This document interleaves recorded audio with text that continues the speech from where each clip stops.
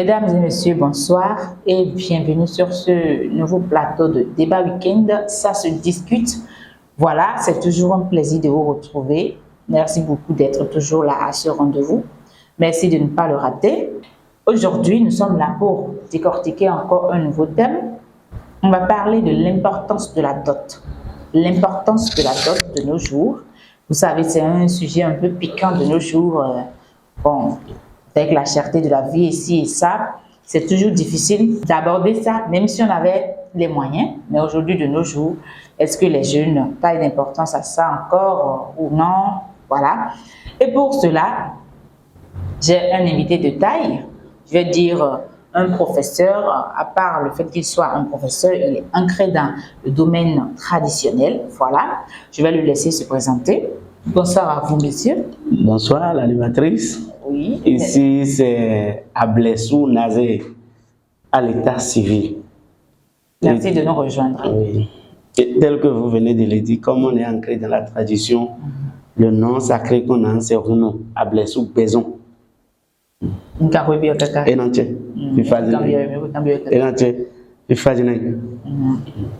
Voilà, comme je viens de l'annoncer, nous allons parler de l'importance de la dot de nos jours. Surtout, on va centrer le débat sur le milieu fond. Voilà. Bon. Aujourd'hui, comme je l'ai dit, nous voyons déjà ce qu'on appelle l'importance de nos traditions, des choses qu'on nous impose. Bon, je vais dire nos cultures, notre culture nous l'impose, la normale de là où on est né, de là où notre ombrelle a été enterré, nous impose et ça se fait, donc ça doit se continuer, quoi. Voilà, on ne peut pas fermer les yeux en milieu fond sur ce qu'on appelle la dot. Donc forcément, tout le monde à un niveau doit prendre une femme, se marier, faire des enfants, mais se marier, avoir un toit, les premiers pas, ça passe d'abord par la connaissance de la famille et la dot. C'est des cérémonies qui sont reconnues spirituellement avec une certaine valeur, c'est forcé. Voilà. Donc, pour aller directement au sujet, moi, je dois d'abord parler de la définition de la dot. Qu'est-ce qu'on appelle la dot? Alors, de façon générale, la dot, c'est en quelque sorte une reconnaissance de mérite de la qualité de l'être, c'est-à-dire la femme avec qui on veut rester. C'est une reconnaissance de mérite et de qualité de valeur à cet être-là. La dot, c'est un pacte religieux. C'est un pacte. Les mots nous sortent. Oui. Oui, c'est un pacte religieux, rituologique et spirituel aussi. Voilà. C'est un pacte et sociologique aussi. Et sociologique. Parce que tel que ça se passe en pays fond, ce n'est pas de la même manière que ça se passe en pays Adja ni en pays Yoruba. Voilà. Donc la réalisation de la dot, ça varie d'une région, d'une ère culturelle à une autre. Donc c'est comme ça. Donc si on dit que la dot, c'est une reconnaissance spirituelle, je vais un peu détailler cette partie-là. Voilà.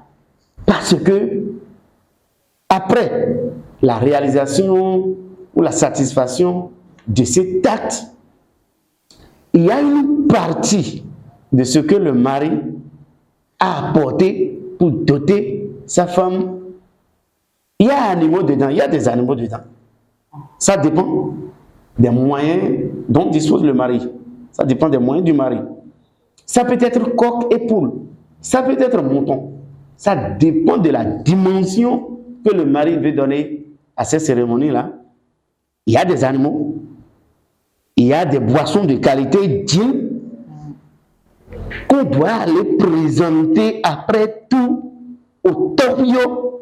Ah, voilà. Au torio sous lequel le torio qui constitue le totem de cette femme-là. Pour annoncer au torio qui est son papa suprême que, ah oui, telle femme, telle fille qui est votre fille là, elle veut aller en mariage.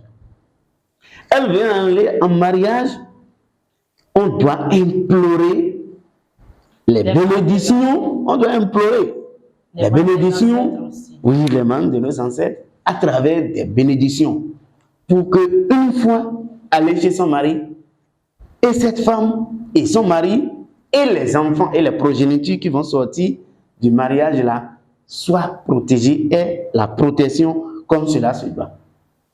C'est pourquoi j'ai abordé cette partie. Mais ça veut dire qu'on ne peut pas faire des mariages en pleine ville, comme je ne sais pas, j'ai grandi à Cotonou, j'ai réuni deux tantes et puis on fait ça quoi? Non, ça c'est des formalités des gens acculturés. Des gens qui renoncent à leur origine, à leurs racines. Sinon, on ne peut pas doter, ça dépend. Il y a des gens qui disent que bon, leur famille est née, toute leur famille est à Cotonou, ça dépend. Mais tous ceux qui sont à Cotonou, à ce que je sache, ont une base authentique. Forcément. Ils ont une racine. Forcément. Et si on va suivre l'arbre généalogique de cette famille-là, je suis sûr qu'on doit descendre en bas. Voilà. On doit descendre en bas. Donc, c'est des formalités de ville pour des gens acculturés qui renoncent à leurs racines. Mais comme ça, là, et les animaux, là, quelles sortes d'animaux on amène? Quelles sortes d'animaux, moutons? C'est pourquoi il y a dit que ça dépend de la qualité. Et les moutons vont, les animaux vont à où? On met ça? Non, c'est au niveau de Tokyo, que tout ça va. De la femme. On va se diriger avec ces animaux-là et les boissons aussi et nourriture qu'on peut préparer et donner à Tokyo, qui représente ton totem, son papa souverain. Donc c'est à ce totem-là qu'on va offrir et les boissons et les animaux et la nourriture pour que la femme soit bien accompagnée au foyer. Mais avant la dot, on constate les premiers contacts avec la famille de sa femme, on parle de connaissance. Oui, on parle de connaissance. Oui. Chez le blanc, c'est vrai, j'emmène à un dîner, puis je présente à maman, il y a mon papa autour d'une table seulement avec du vin. Mais ici, la connaissance, ça se fait comment? Non, chez nous, ici, il y a... Chez les blancs, vous allez constater que c'est l'individualisme. C'est l'individualisme. Mais chez nous, en Afrique, le mot famille existe et a tout son sens et garde beaucoup de dimensions. C'est pourquoi, pour un mariage véritable, la connaissance des parents ne peut pas se limiter aux frères, au papa et à la maman de la femme. C'est une erreur. C'est toujours pour des gens acculturés. C'est toujours pour des gens acculturés, des gens qui n'ont pas encore en eux, qui ne portent pas en eux le sens de la famille. Pourquoi je le dis? Quand cette femme-là sera au foyer, si un problème lui arrive, il y a des problèmes qui vont être gérables au niveau de son papa et au niveau de ses frères. Mais tous les problèmes qui sont susceptibles de venir ne peuvent pas être traitables au niveau de ses parents nucléaires, au niveau de ses parents nucléaires. Génétique, non, là. Non, au niveau de ses parents génétiques, il va y avoir des problèmes. Si je le dis, c'est avec preuve. Oui, c'est normal. Si, par exemple, la femme se marie, elle perd un enfant, première étape, elle perd un enfant. Si elle perd un enfant, est-ce qu'on va enterrer l'enfant où? Qui veut venir? Cimetière. Ah, cimetière. Toujours, je dis toujours pour les gens acculturés. Voilà. Et ça, cimetière, on va faire ça au cimetière. J'accepte. Mais est-ce que le sort sera conjuré? Voilà. Parce que c'est en s'appuyant sur la famille qu'on peut chercher si ce n'est pas scientifique. Le problème qui était venu à la femme, c'est en famille qu'on pouvait chercher les solutions pour que des situations comme ça n'arrivent plus. C'est pourquoi la famille est très importante. Si on va au cimetière pour enterrer, est-ce qu'au cimetière, tous ceux qui enterrent au cimetière suivent le rite qu'il faut pour enterrer un enfant? Parce que l'enterrement chez nous, c'est des rites sur des rites et Ce n'est pas de la même manière qu'un enfant qui est décédé à 1 mois, un enfant qu'on a perdu 1 mois, ou avant 1 mois, 2 mois, 3 mois. Ce n'est pas de la même façon que cet enterrement-là se fait. Voilà. Ça va poser des problèmes. Voilà. C'est pourquoi je dis toujours, c'est pour les gens acculturés, déracinés même. Oui, donc il faut s'appuyer sur la famille pour la connaissance. Parce que, je dis, il y a des situations qui vont dépasser le niveau de ses parents génétiques. Et ils seront obligés, quelles que soient les situations, ils seront obligés de descendre à la base.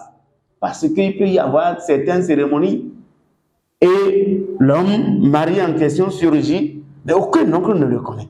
Vous voyez, c'est formidable. Les gens vont les regarder seulement comme chiens de faïence. Et dans les familles, quand on rencontre des situations comme ça, ce n'est pas toujours bien. Et le mari, dans sa belle famille, ne se sent pas à l'aise. Il n'est pas à l'aise. Or, un homme normal qui a pris légalement une femme et qui a respecté les principes sociologiques, il faut se référer chaque fois à la société à laquelle l'homme appartient. À la société, l'homme n'est pas solitaire. C'est ça, c'est la société. Donc c'est en suivant ces principes-là, quand l'homme respecte ces étapes-là, où les membres, au moins à 80% des membres de la famille, soient connus, quand vous rentrez là et que vous avez respecté les principes qu'il faut, vous avez les pieds à terre, vous avez les pieds bien forts. Vous vous sentez chez vous et c'est des accolades ici et à gauche. Oui. Donc c'est comme ça, ça se passe. C'est comme ça se passe. Mais comme ça là, la connaissance là, en milieu fond, ça se fait avec quoi et quoi? Bon, pour débuter. La connaissance. Vous parlez de connaissance. D'accord. J'ai rencontré l'homme, oui, à la maison. Oui, c'est une étape. On part à la maison. C'est une étape pour dire, chers parents, chers beaux-parents, je vais vous intégrer. Et ça a des manières. Et si nous sommes en pays fond, ça varie aussi cette façon. Tel que ça se fait chez certains fonds, peut-être de l'Est, de l'Ouest, du Sud, du Nord, ce n'est pas de la même manière que ça se fait. Je prends par exemple les goûts. Tel que la connaissance se fait en pays goût, ce n'est pas la même chose que quelqu'un d'Abomey.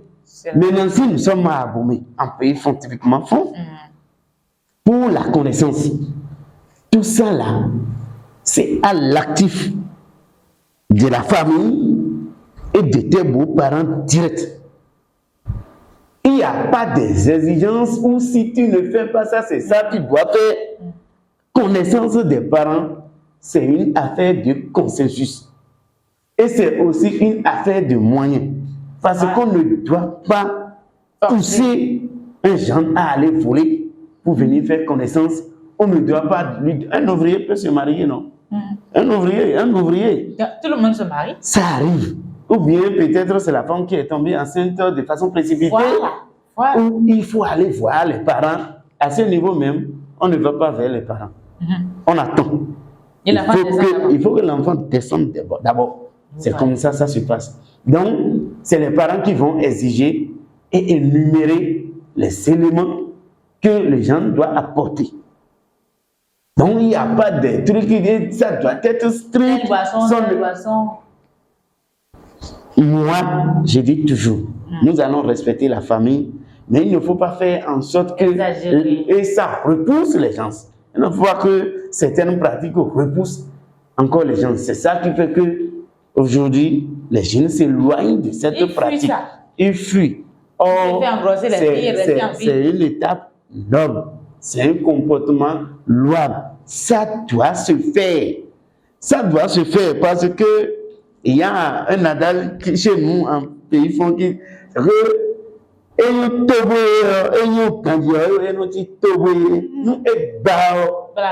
ça devient autre chose. C'est pourquoi il faut se remettre chaque fois à la famille devant certaines situations. Parce que c'est très important. C'est consensuel. Et tout ça là aussi dépend du comportement du mari en question. Ça dépend du comportement. Si c'est quelqu'un qui s'est adhéré à la société, il rentre là, mais avec peu de moyens, les gens vont l'accepter. Oui, les gens vont l'accepter, sourire et applaudir même pour lui. Donc c'est comme ça se passe. Oui. Maintenant, pourquoi, en parenthèse, on va parler de ça, pourquoi quand des femmes, les filles tombent enceintes, on refuse qu'ils amènent des boissons? On refuse qu'ils amènent. Oui, ça là, c'est spirituel. Ça là, c'est spirituel. Et depuis le temps de nos aïeux, ça ne se fait pas. On ne peut jamais aller voir la belle famille pour boisson ou argent, que ce soit pour dire que c'est connaissance alors que la femme est grosse, est en état. Ça là, c'est spirituel, ce n'est pas bon. Pour l'enfant, pour le fœtus, que la femme m'importe, c'est dangereux. Il faut que la femme à qui on veut faire reconnaissance la accouche d'abord. Quand l'enfant va descendre, le mari maintenant peut aller dans la famille pour annoncer l'arrivée, la venue du nouveau-né. Et après, s'il veut observer ce comportement, cette pratique, il va le faire. Au cas où, je ne sais pas, vous savez comment ça se passe aujourd'hui, les deux se fréquentaient, la femme tombe grosse, la fille tombe grosse. Voilà, il ne connaissait pas la famille, le monsieur ne connaissait pas la famille. Mais le problème maintenant, c'est que la fille était vierge. Voilà. Mais vous savez qu'il y a un truc comme ça qu'on fait. Quand les gens ont l'habitude de faire un geste, s'ils rencontrent une fille vierge en âge de mariage, ils sont trop du genre.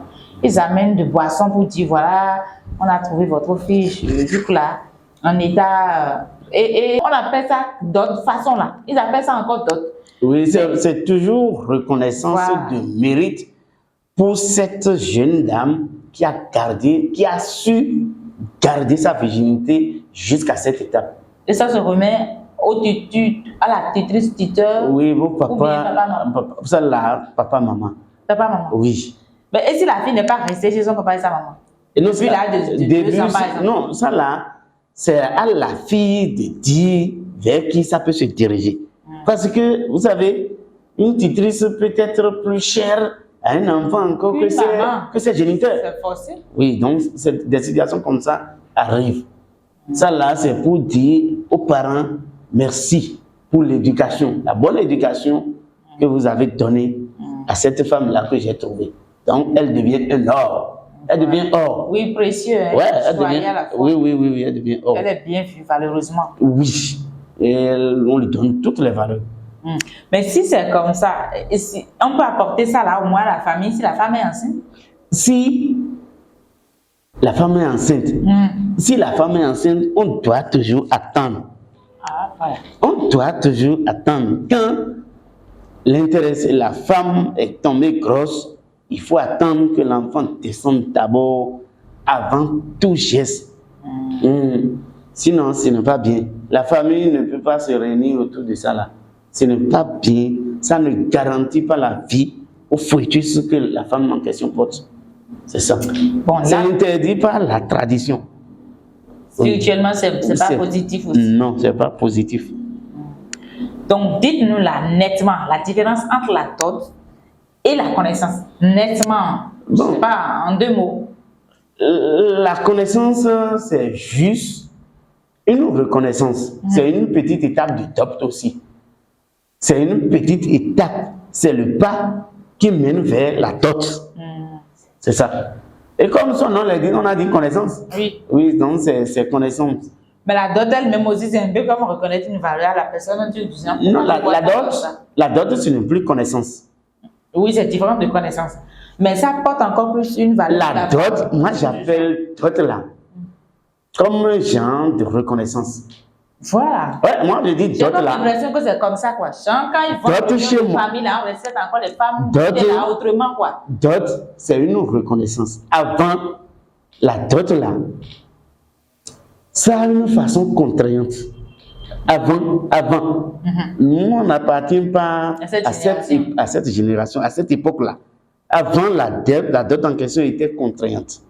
C'est une exigence sociétale, sociologique, obligatoire. Il faut satisfaire ça. Pourquoi? Les mérites, les qualités que ces femmes-là avaient en ce moment-là, que les gens nous excusent, ce n'est pas les mêmes valeurs et les mêmes qualités que les jeunes femmes que nous rencontrons aujourd'hui ont. Donc, les réalités changent. Aujourd'hui, la dot, c'est en quelque sorte, c'est comme un appât. Les hommes prennent et considèrent aujourd'hui la dot comme un appât. Comment un appât? Bon, je viens de trouver une jeune fille. Je peux me précipiter. Si il n'y a pas de réalité religieuse et sociologique et culturelle qui m'oblige forcément à faire la dot avant que cette jeune dame, ou bien ça peut être une femme qui a déjà fait d'enfant, regagne ma maison, je dois observer correctement qui avec je suis. On doit observer. J'ai dit, s'il n'y a pas de réalité sociologique, culturelle et sociétale qui oblige à le faire avant que la femme vous regagne. Viens chez vous. Si ce n'est pas le cas aujourd'hui, la dot, c'est comme un appât. Aujourd'hui, combien de femmes ont le souci, ont ce mental-là fort et psychologique de rester sous un toit jusqu'à leur vieillesse. Jusqu'à leur vieillesse. Dans leur mental, dans leur psychologie, ce n'est pas donné à toutes les femmes. Non, l'agitation. Il y a l'agitation. Donc, quand il y a agitation, vous-même, vous voyez que l'homme avec qui cette femme-là est va observer de recul. Va observer de recul pour dire, est-ce que cette femme-là mérite ce qu'on appelle dot? Donc, il faut l'attendre d'abord. Il faut attendre. Pour voir son comportement. Et c'est ce que les jeunes font. Naturellement, c'est ce que les jeunes font. Il faut observer cette femme-là. J'ai déjà parlé des réalités sociologiques, culturelles et religieuses. Sinon, tous les jeunes aujourd'hui observent la femme pendant un long moment. Pendant un long moment. Avant de prétendre doter la femme en question. Parce que ce qui se passe aujourd'hui, tu peux doter une femme et elle va te quitter en 3 mois. Ta dot est partie. Bon, est-ce que la dot est partie? Bon, c'est la même chose. Avec le cœur. La dot, moi je dis au 21e siècle, la dot doit être un consentement. Sinon, ils vont te manipuler. Oui, c'est un acte qui doit être librement consenti et exécuté. Consenti ici, ce n'est pas consenti où il faut forcer. Ça veut dire qu'on est en train d'instrumentaliser la femme. C'est ça, elle ne sera jamais à l'aise là-haut. Elle ne sera pas à l'aise. Et l'homme aussi ne va pas digérer sa belle famille.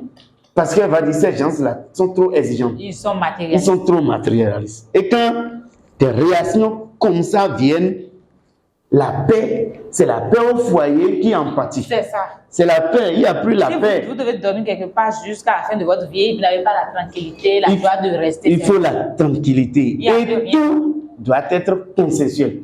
Si dot, c'est consensuel, c'est librement consenti et la femme et l'homme se sentent à l'aise.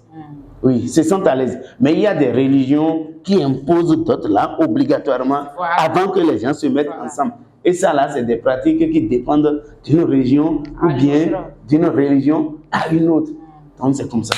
Maintenant, parlons de la famille, la façon dont on voit les femmes en famille. Genre, il y a une grande réunion familiale, la grande famille va venir, les tantes sont là, tous les petits-fils sont là, les arrière-petits-fils sont là. Et les femmes, pourquoi j'ai comme l'impression que les femmes qui ont été dotées sont vues autrement? Je ne sais pas. Elles sont mises sur un certain piédestal, genre, vous n'êtes pas dans le même rang, quoi. Les femmes qui sont dotées, celles qui ne sont pas dotées dans la famille. C'est dans la société que... Non, dans la famille. Oui, dans la famille. Genre, ça, j'ai vécu une chose comme ça de la part d'un proche. Mais elle a comme l'impression que quand elle va à la maison, elle va en famille, quand toutes les femmes parlent, elles qui ne sont pas dotées, elles n'ont pas trop de poids, genre, un truc du genre. Oui, oui. C'est comme ça, la famille classe, vraiment, c'est psychologique, c'est réel. Non, ça ne devrait pas être le cas. Mais une femme dotée, déjà dotée dans le cercle d'une famille, elle a du poids. Elle est plus considérée. elle est plus considérée. Elle est plus considérée. Respectée. Respectée. Maintenant, bon, ce n'est pas elle-même qui va s'enorgueillir. Non, c'est Ouais, pas les enfants elle-même. d'aujourd'hui, c'est autre chose. Hein. Oui, oui, là, ça va frustrer les femmes qui sont autour Un d'elle. peu comme je parle et tu parles, quoi. Oui. Et c'est comme ça, quand il y a de ces réactions, c'est comme ça les femmes commencent à obliger les maris à aller leur doter. C'est comme ça ça se passe. Même si l'homme n'est pas prêt, n'a pas les moyens, mais la pression, ça devient sale. Là. Et c'est ce que je refuse. Moi, je refuse. Chaque fois, chacun avec sa conception. On ne doit pas forcer quelqu'un à aller doter sa femme. Si c'est avant ou après. Et si l'homme veut doter sa femme, voit que c'est une femme qui a de mérite, qui a de qualité, cette femme-là, il faut que je lui donne la valeur qu'il faut dans sa famille pour montrer que c'est de l'or j'ai dans ma maison. Là, l'homme librement, sur consensus avec sa femme, va observer ce processus-là pour que chacun d'eux soit à l'aise. Et la femme même sera à l'aise et l'homme même aussi sera à l'aise. Mais quand la dot devient forcée, où ça se fait à certains endroits, où c'est après avoir perdu son beau-père ou sa belle-mère, ou bien c'est après avoir perdu un père ou maman à son beau-père ou à sa belle-mère, les belles familles vont obliger les gens à aller doter et ça devient de poids. On doit apprendre de faire l'enterrement. Ça là même, moi, ça, chacun a sa façon de regarder le soleil. Chacun a sa position, sa façon de regarder le soleil. Moi, je dis c'est une mauvaise conception. Mauvaise conception en ce sens que déjà même, les cérémonies de funérailles, ça va peser sur le mari. Et dans le même temps, on demande à l'intéressé d'aller s'endetter pour venir doter. Oubliant qu'après, il faut manger. Après l'enterrement du cadavre, et le mari et les enfants qui peinent à manger déjà du tari vont se retrouver dans des situations difficiles. Ils vont se retrouver dans des situations difficiles parce que, et comme ça, les parents, les beaux-parents ou la belle famille auraient créé des problèmes à leurs enfants. En ce sens que le garçon qui est allé s'endetter, il a fait l'usure de 100 000. Vous voyez l'échelle que ça va prendre pendant des mois avant que le mari soit acquitté de cette dette-là. Ça va peser lourd sur le foyer. Au point où ça peut entraîner encore des discordances. Pas qu'un peu. Dans le foyer où la femme ne va plus commencer par s'entendre avec son mari et le mari aussi, il va y avoir de rancune. Pas qu'un peu. Il va y avoir de rancune parce que le poids des dettes là qui continue sous lequel le mari croupit, vous voyez déjà, c'est psychologique. La popote va se diminuer aussi. On ne va pas dormir. Vous voyez, quand il y a cette situation-là. On va venir toquer à la porte maintenant. Tout ça, là, ça met ça le stress. Ça devient une humiliation. Or, les enfants peinent déjà à manger.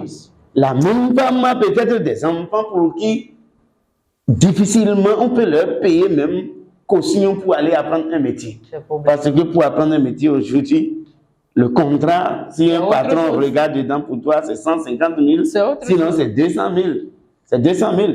Nous sommes à l'aide de CQM, où c'est l'État qui octroie les diplômes.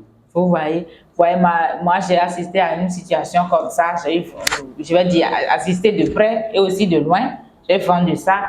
En réalité, c'est un homme, il n'a pas été capable de doter sa femme. La femme, en étant déjà en apprentissage, la femme a fait la haute couture chez l'homme. Premièrement, les choses que la famille a déjà gardées, l'homme s'est tué, ils ont payé frais de contrat, ci et ça et tout. Et ils ont libéré la fille, ils ont fait la libération de la fille, comme cela se dit. Et c'est maintenant qu'il est venu enceinter la fille. Et le patron Le patron est venu enceinter. Maintenant, il veut prendre 2 femmes. Ça fait un. Ils ont fait un enfant, 2, 3 enfants. Il n'a pas doté l'homme. Il a quand même grandi dans le même milieu. Il n'a pas doté la fille, plutôt. Et son papa est mort. Vous savez ce qui s'est passé? Il n'a pas Il n'a pas donné de l'argent pour acheter du riz, ci et ça. Il n'a pas soutenu la femme. Et le pire, il a encore une autre femme. Il a mené la femme là avec ses compagnes. Et ils sont venus maintenant pour manger à l'enterrement de la fille, et du papa de sa première épouse. Et la coépouse se lève seulement, c'est pour se prendre des boissons, se servir ses copines, ici et ça. Et c'est le premier fils de la première femme là qui a dit, mais papa, qu'est-ce que tu fabriques comme ça? Tu n'as pas soutenu ma maman, elle s'est endettée. Et aussi, les gens qui vont venir pour manger, donner un peu d'enveloppe, tu as amené encore toute une troupe, vous allez me bouffer tout. Il a sifflé le garçon. Dans la maison de la femme, où ils font l'enterrement sous bâche là. Et ça a dégringolé. La situation a dégringolé. Comme ça, la situation a dégringolé, vous savez, le monsieur qui a endotté, le monsieur qui a giflé maintenant, le monsieur est maintenant, et comment on dit, paralysé. Il est paralysé, il ne se lève pas. Le patron. Et la situation est restée comme ça. Et on a dit que la famille n'a pas digéré le fait qu'il n'a pas voulu non seulement penser à la dot, et de deux, penser à soutenir la femme pour l'enterrement de son papa. Apparemment, c'est spirituellement très, très poussé là dans cette affaire-là. Voilà une situation comme ça, avec des retombées. Voilà, maintenant, on m'a dit forcément l'homme n'a pas raison. Mais qu'est-ce qu'il aurait pu faire puisqu'il n'avait pas les moyens? À ce niveau, vous-même, vous voyez déjà clairement la situation qui s'est présentée. D'abord, c'est un homme indélicat. C'est un homme indélicat, irrégulier. J'ai dit irrégulier, irresponsable. En ce sens que moi, je ne vois pas un mariage là. C'est juste un incident. Un incident, non. Peut-être au moment où cette situation se passait, il a lu certaines qualités en la fille apprentie que lui-même il a libérée, à qui il a donné de libération.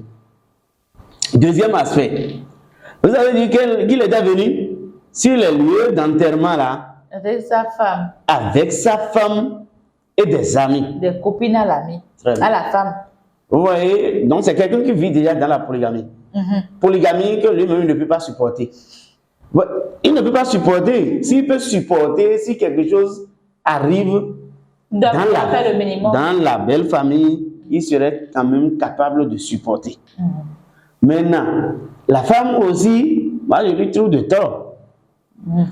Quand elle perd quelqu'un, est-ce que c'est forcé, elle va s'endetter pour faire accueillir des gens? Non, ça veut dire que ils sont tous coupables. Ils sont tous coupables. Si je sais que je n'ai pas les moyens, je perds quelqu'un, pourquoi je vais m'intéresser au cadavre? Parce que toutes ces copines, cousines sont pas là. On ne va pas s'intéresser au cadavre jusqu'à s'endetter. Parce que il faut laisser le cadavre s'enterrer. Le cadavre n'a plus de volonté, n'a plus de plaisir, n'a plus d'attention. Un cadavre n'a plus de plaisir, n'a plus de volonté, n'a plus d'attention. Dans les familles, il faut faire assiser là. Oui, non, tout ça là, c'est des rites. Ah voilà, le monsieur n'a même pas fait ça. Le monsieur n'a pas fait ça parce qu'il sait qu'il ne s'est pas marié. S'il sait qu'il s'est marié, il allait observer ces rites-là. Bon, et pourquoi il est venu? Vous savez, ça dépend des familles. Moi, j'ai perdu mon papa. Mais mes jeunes soeurs que j'ai, elles ont toutes des copains. Elles ont des copains. Mais moi, je leur dis, aucun copain ne vient dans notre cour pour des cérémonies, quel que ça se soit. J'ai interdit. Mais les aviseries et autres dont vous parlez là, c'est moi-même qui ai pris tout ça là en charge pour mes soeurs. Parce que je ne veux pas entendre des moqueries après. Ah, tel beau-fils est venu faire cérémonie de mon papa et arrivé à la maison, il ne peut plus trouver à manger, il ne trouve plus à manger. Je ne veux pas. Je suis un homme de rigueur. Je ne veux pas entendre ces trucs-là après. Et secondo, ce que j'ai dit, mais c'était arrivé. L'intention qui m'avait animé à ce moment-là, et j'ai révisé, c'était arrivé. On a fini l'enterrement.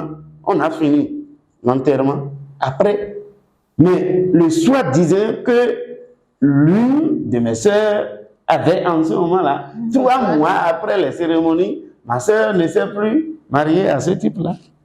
Bon, c'est là, c'est des hommes. Et c'est comme ça se passe dans des contrées. Maintenant, vous avez déjà accepté, vous avez pris boisson. Vous voyez, c'est une humiliation. C'est une humiliation. C'est pourquoi moi je dis, il ne faut même pas obliger un jeune à amener de boisson dans sa maison. Non, si les gens déjà s'entendent, et ils savent qu'ils sont déjà responsables, ils sont capables de pour le faire. s'engager, laissez-les, observez-les d'abord. On va voir jusqu'à quel niveau ils vont se conduire. Mais si on sait que non, il y a stabilité, si le mari veut faire quelque chose, il peut venir. Et on sait que celui-là, il a adhéré complètement à la famille. Donc c'est comme ça, moi, je lis les situations. Donc, par rapport au mari, il est en difficulté. Il ne peut pas supporter la polygamie. Oui, c'est un homme irresponsable. C'est un homme. Sinon, moi, si je n'ai pas les moyens, pourquoi je vais me présenter même sur les lieux là? Donc, il y a problème. Et la femme aussi, elle a des problèmes. Il faut jamais s'endetter pour un cadavre. Cela, c'est une grave erreur. Disons par exemple, si c'est comme ça, si je vais dire, quelqu'un a perdu son papa, et puis la femme, c'est une femme, elle n'a pas les moyens, elle fait comment? Parce que la famille va dire... Non, pour enterrer un cadavre là, pour enterrer, au fait, c'est nous-mêmes qui nous mettons la chaîne au coin. Sinon, en Afrique, pour enterrer un cadavre, il n'y a pas assez de dépenses. Non, non, quand moi j'ai perdu mon papa, j'ai observé les rites, moi j'ai constaté que c'est l'homme même qui se met la chaîne au cou. Il n'y a pas assez de dépenses. Parce que ce n'est pas une seule personne qui enterre un cadavre. C'est toute une communauté. Toi, tu apportes une petite part, l'autre apporte une petite part, et comme ça, on mobilise ce qu'il faut pour enterrer l'intéressé. Mais si les gens veulent faire diva, les m'as-tu vu, ils vont aller déposer le cadavre à la morgue, et ça va peser, c'est les deux qui pèsent. Tu es parti déposer un cadavre à la morgue, et tu vas commencer par faire tantine, 3 000, 4 000, jusqu'à la période où tu vas partir prendre. Encore les frais de morgue. C'est les gens même qui se mettent la chaîne au cou. Si je perds quelqu'un, est-ce que c'est forcé, je vais appeler quelqu'un pour dire j'ai perdu papa? Est-ce que j'ai perdu maman? C'est forcé? La personne va te faire quoi? C'est souci.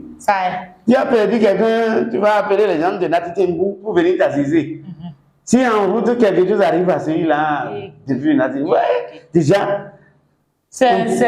On s'est mis. Chacun, les gens peuvent dire que qu'est-ce que le type là est en train de dire. Chacun a sa façon de regarder le soleil. C'est comme ça, moi, je vois les situations. À vous entendre, donc, si quelqu'un, par exemple, n'a pas fait les cérémonies de dot ou des histoires, il raconte comme ça.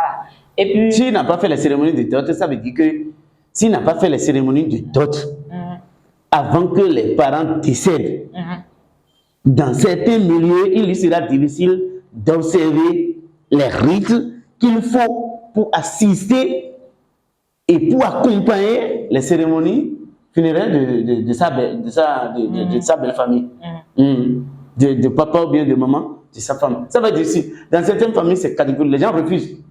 Si tu n'as pas observé, ça peut être symbolique. Si ce n'est pas observé, on ne peut pas te permettre d'observer ces rites-là. C'est comme ça. Maintenant, si tu n'avais pas fait, c'est que mieux vaut rester à la maison, ouais. Oui, mieux vaut rester à la maison. Si tu n'as pas fait. Il faut retirer la femme. Non. Le problème, c'est quoi? Si tu vas sur le terrain, personne ne va t'agresser. Tu peux assister uniquement ta femme. Et tu peux rester là. Si on dit que si tu ne fais pas d'autre, tu ne veux pas. Mais c'est la femme qui sera frustrée en ce moment-là. C'est pourquoi je dis tout va être librement consenti et ça va être consensuel. Sinon, c'est la femme qui sera brimée en ce moment-là. Et s'il y a déjà des enfants déjà grands, vous voyez... L'humiliation, chuchotement. Maintenant, si c'est que, effectivement, le papa n'a pas les moyens d'assumer cette responsabilité, s'il y a déjà des enfants de grande taille capables de supporter, il y a des enfants qui vont le faire. En mémoire de leur père, ils vont le faire à la place de leur père. Donc, ça se passe comme ça dans les familles. Maintenant, quand on parle d'autres, on a fait une chute sur l'enterrement, les enterrements. Maintenant, il y a ce qu'on appelle, par exemple, enterrer quelqu'un. Quand la femme et l'homme, entre parenthèses, la femme et l'homme sont ensemble, on dit que son papa est mort ou la maman les deux dans les deux cas. Le mari paie ou bien c'est l'homme qui paie, la femme qui paie. Maintenant, il y a un genre d'assistance là aussi qu'on appelle Sififan ou bien Zindo. Zindo, un truc du genre. Ils appellent ça aussi d'autres façons là. D'autres façons là. Bon, moi j'ai jamais appris que les gens transformaient ça en d'autres façons. Bon, moi c'est moi qui appelle ça peut-être comme ça. Mais les gens l'appellent Sififa ou bien Zindo. Tout ça là, je vous dis, non, tout ça là c'est consensuel. Si l'homme désire que ça se passe comme ça va se passer. Vous me comprenez? Tout ça là, c'est à la tête de l'homme. S'il veut, la femme va lui faire ça. Mais ce n'est pas obligatoire. S'ils n'ont pas les moyens, il ne faut pas qu'ils s'aventurent. Il ne faut pas qu'ils s'aventurent. Sinon, ils vont. Puisque quand on dit Zindo, c'est une affaire de solidarité. Oui. Est-ce que tu as l'habitude de faire ça aux gens? Si les gens font ça, est-ce que tu as l'habitude de les assister? Si tu n'as pas l'habitude de les assister, ça devient tontine. Hein? Ça devient tontine. Au point où, si l'autre vient, quelqu'un vient, il mise 5 000. On écrit ça. On écrit. C'est écrit. Et quand l'intéressé, celui-là va connaître une situation aussi chez lui, il va faire Zindo. Et tu es obligé de partir exactement avec le montant que lui a misé ou double. Sinon, tu vas dire, bon, qu'est-ce qu'il va dire après? Donc, il m'a retourné 5 000, je lui ai retourné 5 000. Oui, c'est nous-mêmes qui nous avons forgé des mentalités comme ça pour ne pas mieux vivre dans la société. Sinon, tout ça là, c'est des blablabla. C'est des blablabla. Moi, si quelqu'un considère ça, il n'a qu'à continuer à considérer. Nous sommes au 21e siècle. Si tu perds quelqu'un, il faut l'enterrer. Il ne faut pas te gêner. Le cadavre n'a pas besoin qu'on fasse tout ça là. Non, le cadavre est là, dort et vous observe. Non. Tant pis pour vous. Tu es en train de courir jusqu'à mourir. On va vous enterrer tous deux ensemble. C'est ça le cadavre. Le cadavre n'a souci de personne.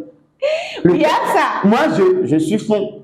Mais par rapport à certaines situations, je suis comme les musulmans. Radical. Quand quelqu'un tombe devant moi, c'est l'enterrement auto. Hey! C'est l'enterrement auto. C'est comme ça. Moi, je paye les dépenses.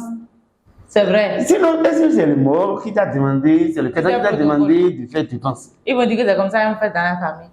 Non, dans la famille, il y a des individualités. Chacun peut choisir de faire comme il veut. Il ne faut pas que la famille aussi te pousse.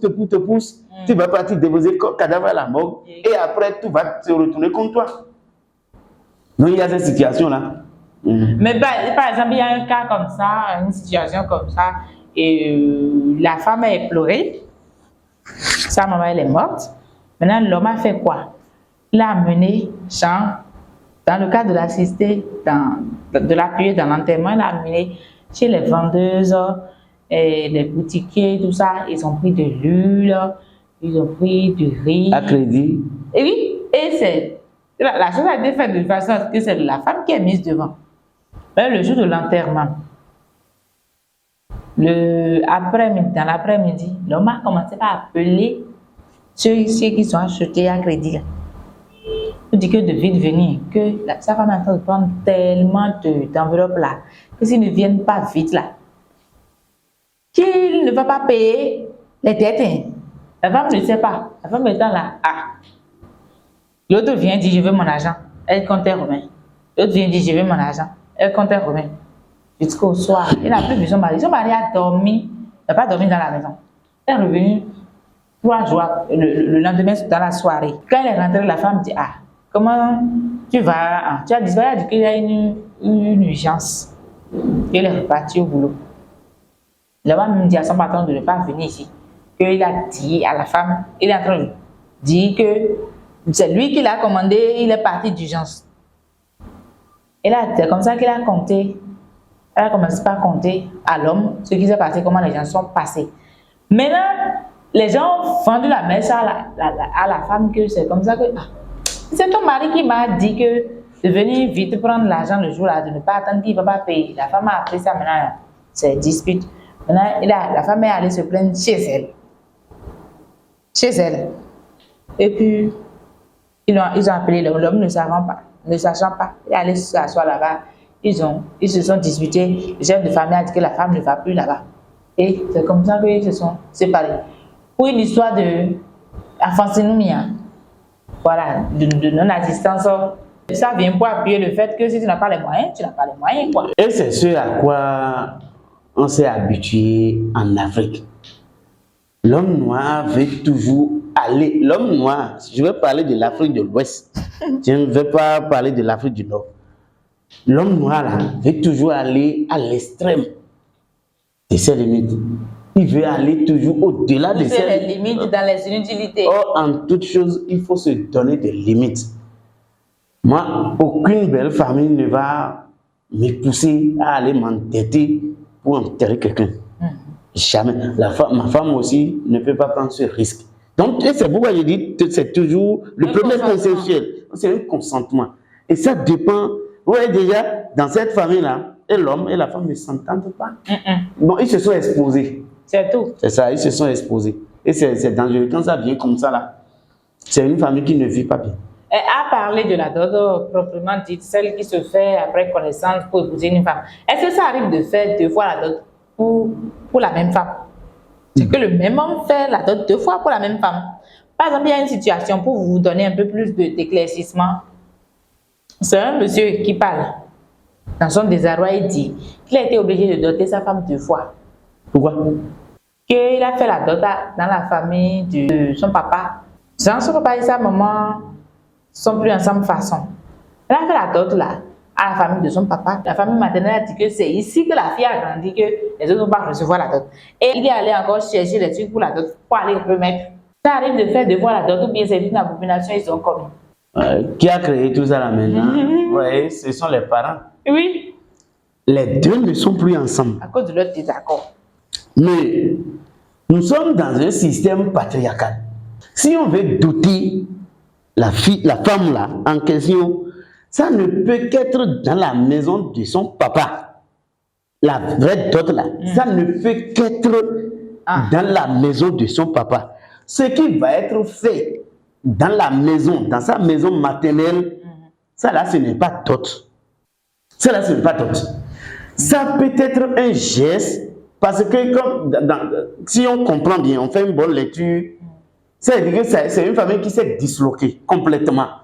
Sinon, le jour de la dot, elle peut venir. Mais de l'autre côté, est-ce que le mari qui est là-bas, connaissant bien nos cultures, est-ce que la dame peut quitter le nouveau mari et rejoindre l'ancien mari? Il y a problème.